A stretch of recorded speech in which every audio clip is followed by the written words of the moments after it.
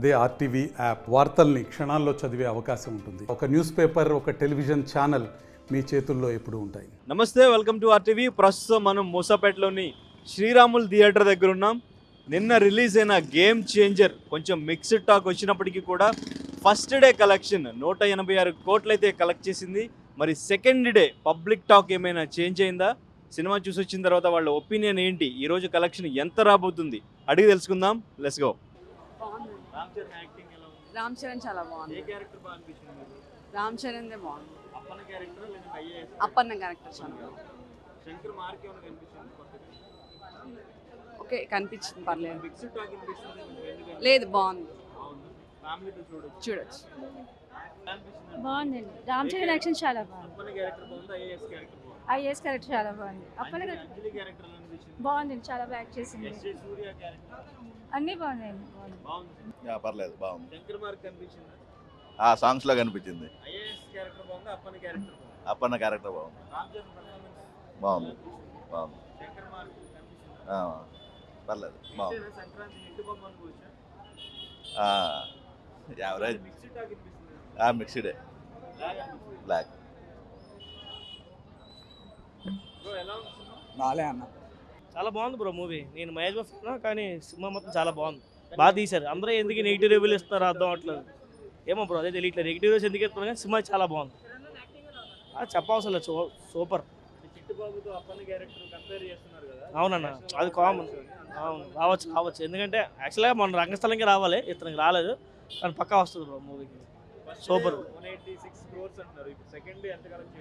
ఏమో bro, based on అంటే ఇప్పుడు ఎలాగా సంక్రాంతి కాబట్టి పక్క గెలుస్తుంది, దాటుతారు. ఆ పుష్ప అంటారు కదా, సినిమా స్టోరీ లేదు, ఈ స్టోరీ ఉంది, మెసేజ్ ఉంది, అన్నీ బాగున్నాయి బ్రో. ఇవి బాగా తీసే సినిమా, సూపర్.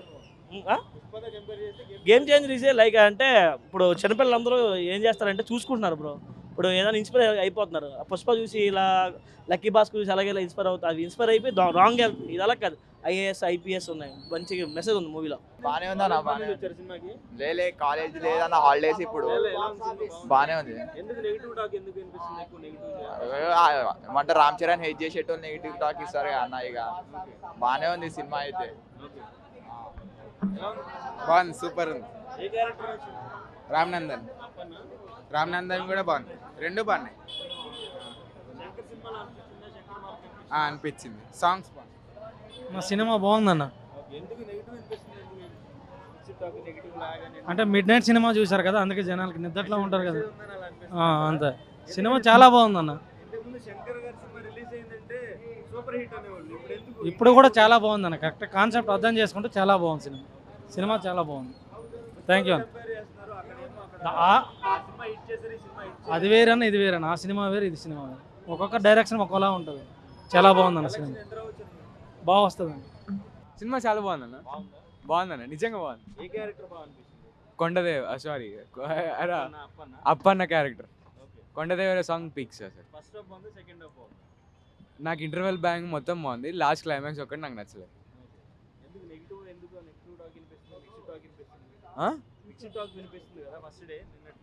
మిక్స్డ్ టాక్ వాళ్ళది వదిలేండి అన్న, బట్ నాకైతే సినిమా నచ్చింది, మొత్తం నచ్చింది, సినిమా నచ్చింది. మెసేజ్ ఉంది, శంకర్ మార్క్ ఉంది.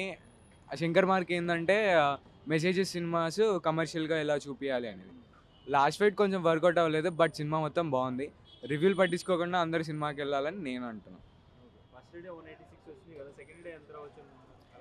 కలెక్షన్స్ డజంట్ మ్యాటర్ అన్న, నాకు కలెక్షన్స్ పెద్ద గురించి తెలీదు. సినిమా బాగుంది, అందరు వచ్చి చూడండి అంతే. కలెక్షన్ చూసి సినిమాకి వెళ్ళొద్దు. మీరు వచ్చి సంక్రాంతికి అందరు మంచిగా వచ్చి సినిమా చూడండి, బాగుంటుంది. భయ ఎలా ఉంది గేమ్ చేంజర్? ఎక్సలెంట్ మూవీ అన్న, ఎక్సలెంట్.